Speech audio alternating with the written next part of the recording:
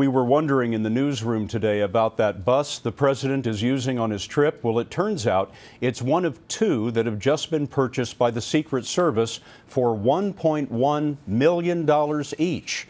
The service says that the buses will be used not only by the president, but by other office holders and political candidates as well.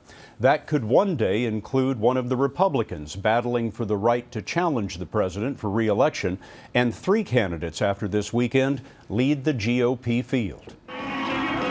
Following her weekend victory in Iowa's straw poll, Minnesota Congresswoman Michelle Bachmann took a break today. Before he was president. But the latest entry in the race, Texas Governor Rick Perry, seemed to be coming up fast, determined to shake every hand at the Iowa State Fair and trying to stake his claim as the Tea Party candidate. I have heard people say, no, wait a minute, you Tea Party types, y'all are angry. We're not angry. We're indignant. Former Massachusetts Governor Mitt Romney, who skipped the voting in Iowa, was looking ahead to New Hampshire, and he was greeting workers there today. I think understanding how the economy works by having worked in the real economy is finally essential in the White House. And I hope people recognize that. John Dickerson is in Iowa. He is our CBS News political analyst. And John, I wonder, can Rick Perry do the kind of retail politics necessary to go forward? He seemed to be engaged in a marathon effort to prove just that today, slapping backs and reaching out to any voter who even looked at him. In a state that loves retail politics, this was a major show. And the Texas security detail that surrounds him with the earpieces and the walkie-talkies make him look like he's already the nominee.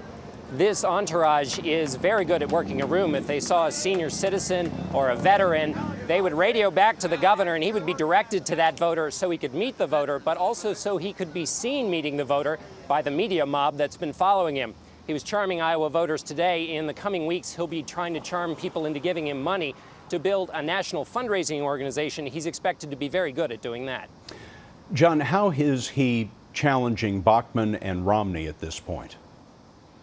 Michelle Bachmann has said she wants to be the champion of the Tea Party as president in Washington. And as we just heard from Governor Perry, he is fighting on the same turf. He's saying he wants to be the defender and the advocate for the Tea Party. When it comes to Mitt Romney, the question is which man has the better experience creating jobs?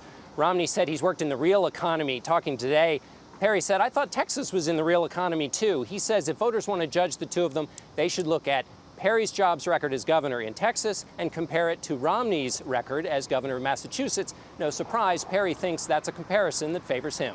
Thank you, John.